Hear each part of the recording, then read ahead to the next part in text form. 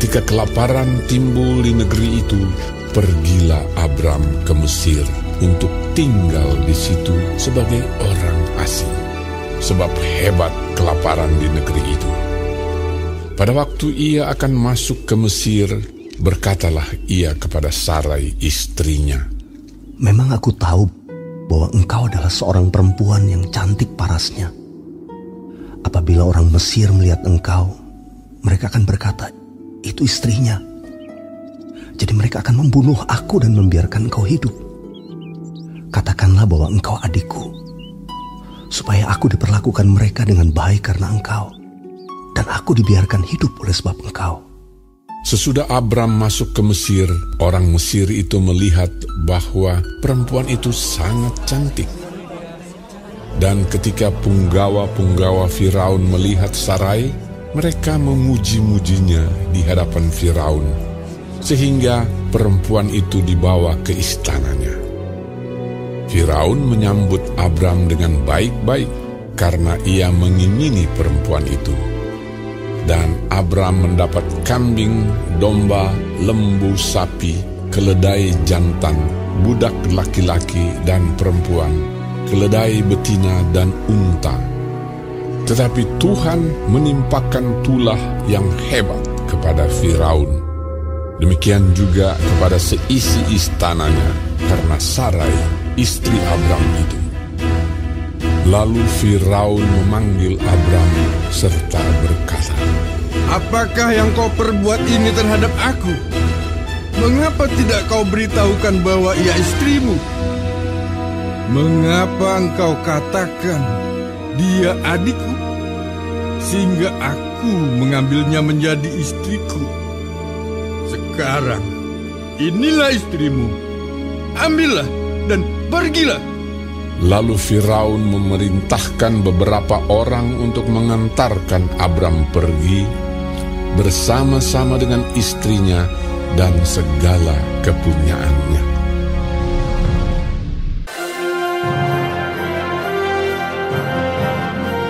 Halo adik-adik, selamat pagi. Kita ketemu lagi pada pagi hari ini di pelajaran ke-7. Kalau kita minggu yang lalu belajar tentang Kejadian 12 ayat 1 sampai dengan 9 yang berjudul Dengarkan Panggilan Tuhan. Pada pagi hari ini kita akan belajar tentang satu judul.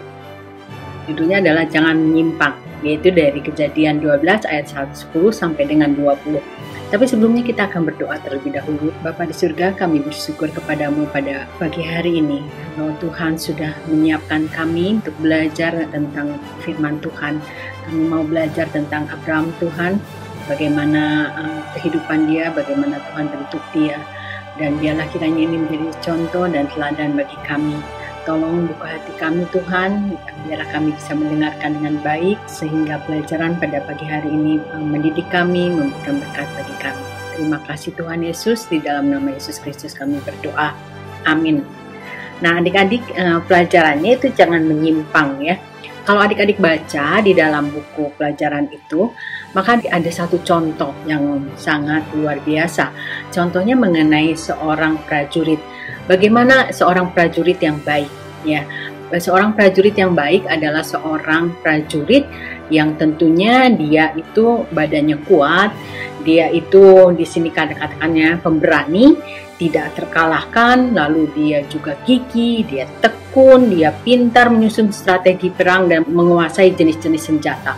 Dan yang satu yang paling penting bagi seorang prajurit adalah ketaatan. Dia harus taat kepada komandannya dalam keadaan apapun, dalam hal apapun. Nah, dia harus taat kepada komandannya. Nah, adik-adik, kalau adik-adik sering kali lihat di TV kan, kalau ada satu prajurit, komandannya berkata, dia bilang siap komandan, begitu kan, selalu. Dan apa yang diperintahkan komandannya, prajuritnya itu menurut. Adik-adik bisa bayangkan kalau seorang prajurit kemudian tidak menurut kepada komandannya, akan jadi seperti apa? Ada hal-hal yang kita pelajari dalam kitab ini, yaitu ketaatan. Ya, kita harus taat kepada perintah Tuhan, kita harus taat kepada orang-orang yang memang kita harus taati. Tetapi kita juga kalau di Alkitab kita juga melihat bagaimana orang yang tidak taat kepada Tuhan atau kehidupannya menyimpang. Nah, kita akan belajar di sini tentang Abraham yang dulunya namanya Abram, ya, masih Abram. Bagaimana ketika dia pergi dari tanah Ur Kasdim, kemudian dia sampai ke tanah Kanaan, dan di tanah Kanaan kalau adik-adik lihat dia mengalami kelaparan. Nah, adik-adik, istri daripada Abram itu adalah siapa? Sarai. Nah, Sarai itu adalah seorang yang cantik sekali. Pada saat dia sedang menghadapi kelaparan seperti itu, kemudian tersiratlah satu pikiran dari Abram. Bagaimana kalau ada orang-orang yang bertanya tentang Sarai? Dia berpikir bahwa kalau dia mengaku bahwa Sarai itu istrinya, nanti akan menjadi masalah. Mungkin ketika dia mencari makan untuk mengatasi kelaparan yang ada, kemudian akan terjadi hal-hal yang tidak diinginkan. Nah, kemudian tersiratlah satu akal dari Abraham. Kemudian dia mengatakan kepada Sarai istrinya, kalau nanti ada yang bertanya tentang kamu jangan ngomong bahwa kamu adalah istriku ya. Bilang aja bahwa kamu adalah saudaraku atau adikku. Masalahnya ternyata ketika ada masalah, dia tidak ingat kepada Tuhan. Dia mencari akal sendiri, dia mencari sesuatu jalan keluar sendiri tanpa meminta pertolongan Tuhan, tanpa berdoa kepada Tuhan. Nah, disinilah kemudian masalah datang. Bagaimana kemudian Abram berbohong kepada Firaun.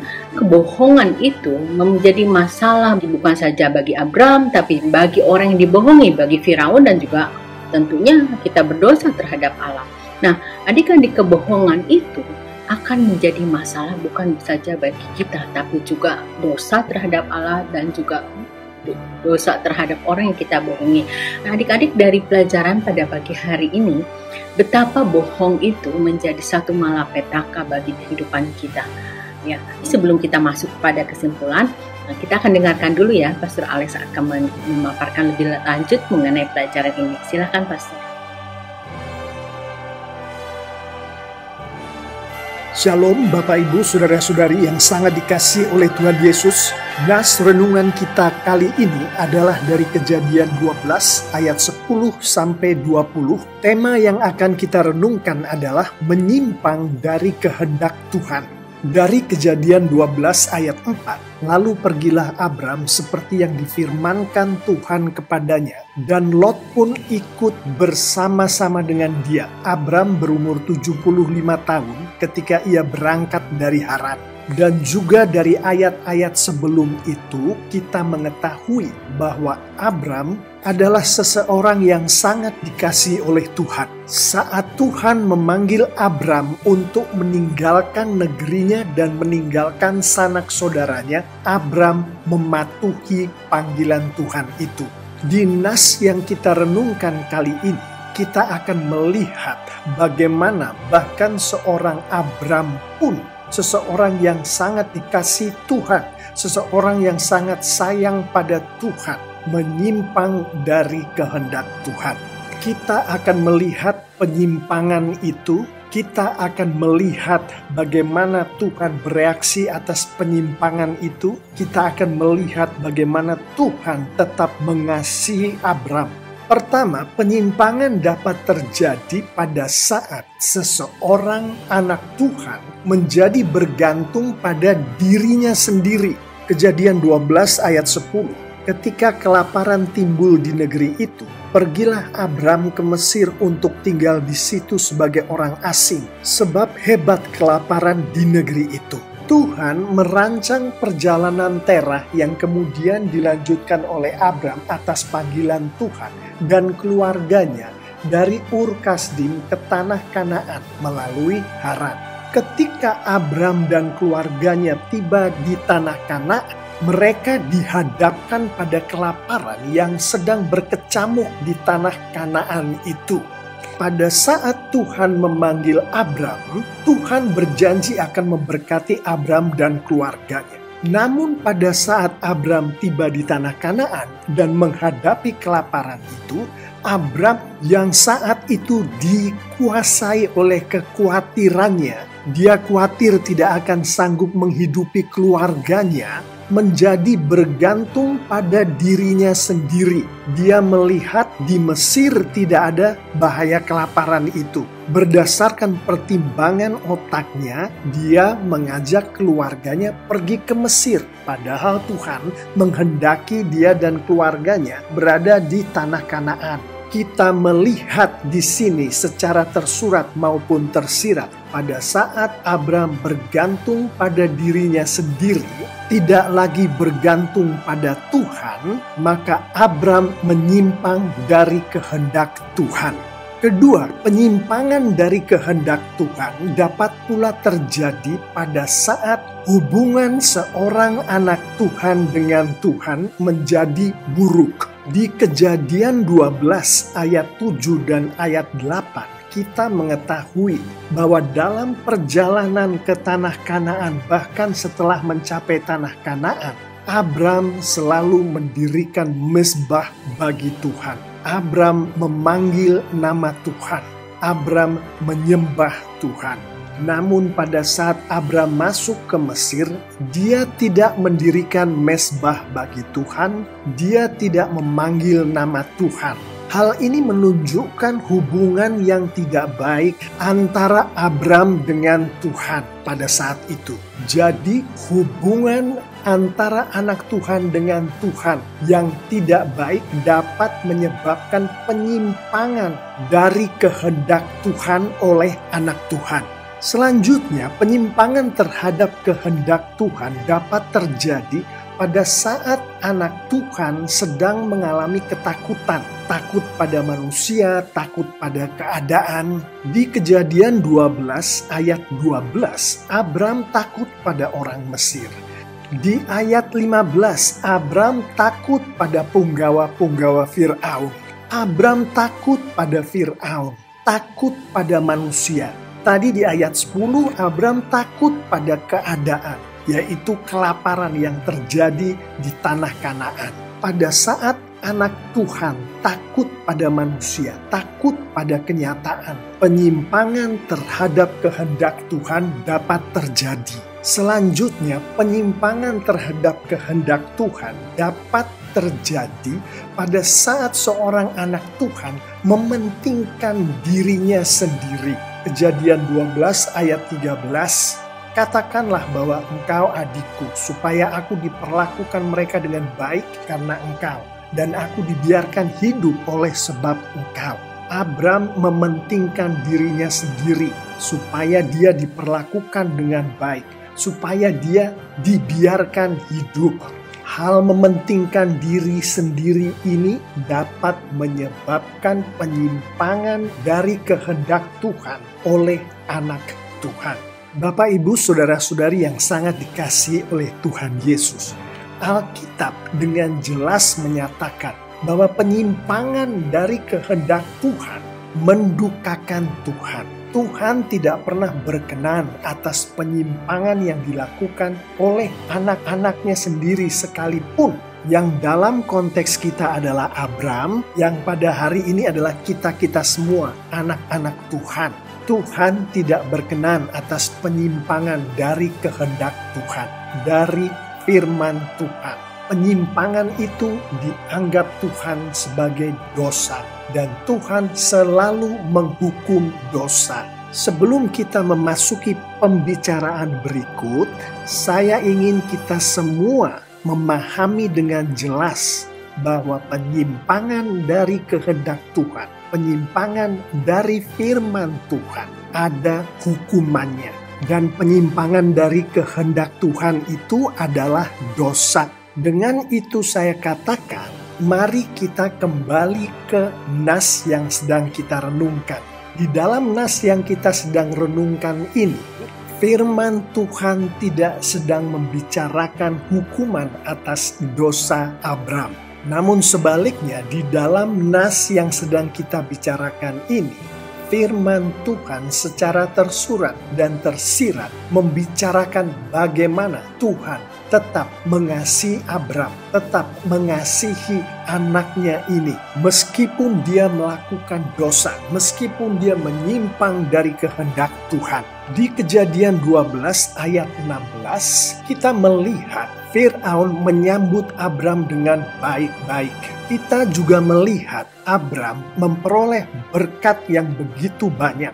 Secara tersurat dan tersirat kita melihat bahwa Abram diselamatkan, dilindungi oleh Tuhan. Abram mendapat berkat dari Tuhan melalui Firaun. Kita melihat Tuhan tetap mengasihi Abram dengan melindungi Abram, dengan memberkati Abram.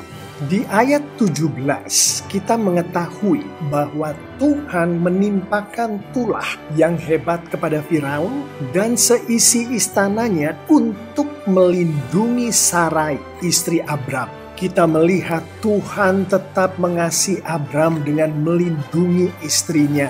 Di ayat 20 lalu Firaun memerintahkan beberapa orang untuk mengantarkan Abram pergi bersama-sama dengan istrinya dan segala kepunyaannya, menunjukkan kepada kita bahwa Tuhan sangat mengasihi Abram.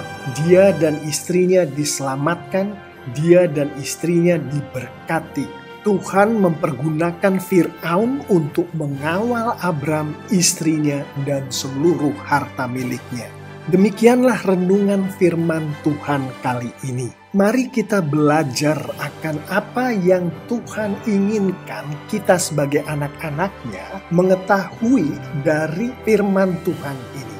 Kita mengetahui sebagaimana disampaikan di Kejadian 12 ayat 4. Lalu pergilah Abram seperti yang difirmankan Tuhan kepadanya pada saat seorang anak Tuhan, dalam konteks ini adalah Abram, mengikuti panggilan Tuhan. Kita melihat banyak pergumulan yang terjadi pada anak Tuhan itu, pada Abram. Banyak pencobaan yang terjadi pada anak Tuhan itu, pada Abram. Bahkan anak Tuhan itu, Abram, jatuh ke dalam dosa. Tuhan menghendaki kita semua anak-anaknya untuk mengetahui dengan jelas bahwa pada saat seorang anak Tuhan mengikuti panggilan Tuhan, mengikuti perintah-perintah dan firman Tuhan, pergumulan akan tetap ada di dalam kehidupan anak Tuhan itu. Pencobaan akan tetap ada di dalam kehidupan anak Tuhan itu. Bahkan anak Tuhan itu dapat jatuh ke dalam dosa.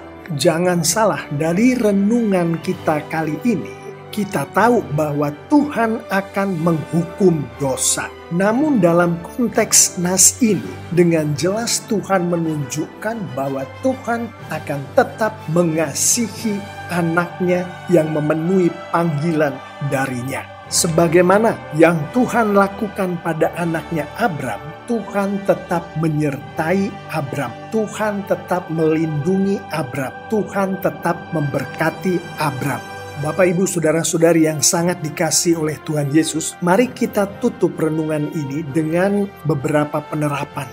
Penerapan pertama adalah sebagaimana Abram, sebagai anak-anak Tuhan, adalah suatu keharusan bagi kita untuk mengetahui panggilan Tuhan dalam kehidupan kita. Caranya berdoalah, dan dengan kekuatan doa yang kita mohonkan kepada Tuhan untuk Tuhan memberikan urapannya melalui Roh Kudusnya kepada kita, bacalah dan mengertilah firman Tuhan. Doa dan membaca dan mengerti firman Tuhan ini harus dilakukan setiap hari dengan konsisten untuk kita mengetahui panggilan Tuhan ini. Penerapan kedua, setelah Roh Kudus memberitahukan kepada Anda panggilan Tuhan melalui doa, membaca dan mengerti firman Tuhan tadi, patuhilah panggilan Tuhan itu. Caranya berdoa dan memohon bimbingan dari Roh Kudus supaya Anda dapat mematuhi firman Tuhan, yaitu panggilan Tuhan atas hidup Anda itu. Dan penerapan terakhir di dalam konteks kita kali ini, sebagaimana kita lihat tadi betapa pentingnya hubungan yang baik dengan Tuhan, tetaplah dekat pada Tuhan.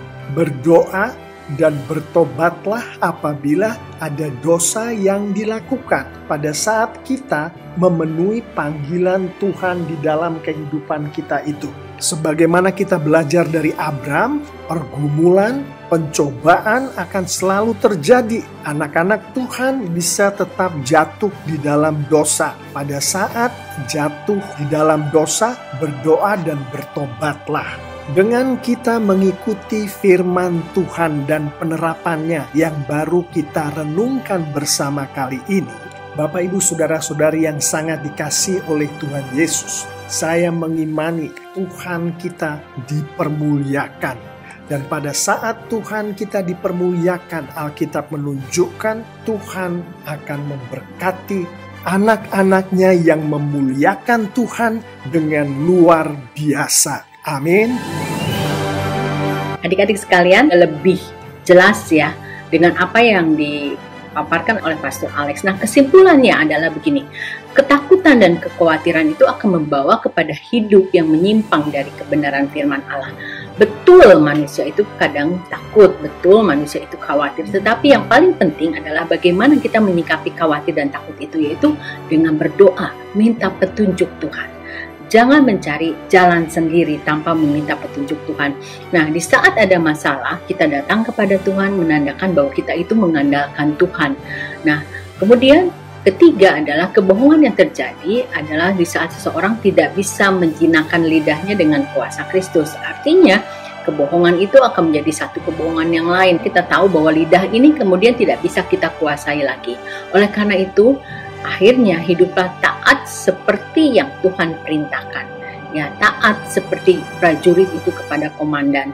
Tidak ada kata sesuatu yang membantah, tetapi mari kita taat. Nah, penerapannya adik-adik adalah jadilah pribadi yang selalu jujur, yang selalu taat kepada Tuhan, yang selalu ingin memuliakan Tuhan. Yang kedua adalah penerapannya bagi kita, janganlah menyimpang dari kebenaran firman Allah.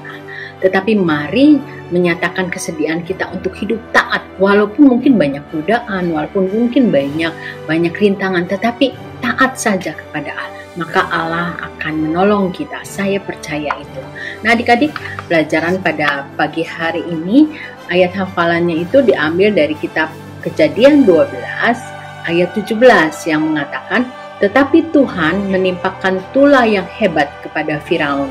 Demikian juga kepada seisi istananya karena Sarai, istri Abram itu.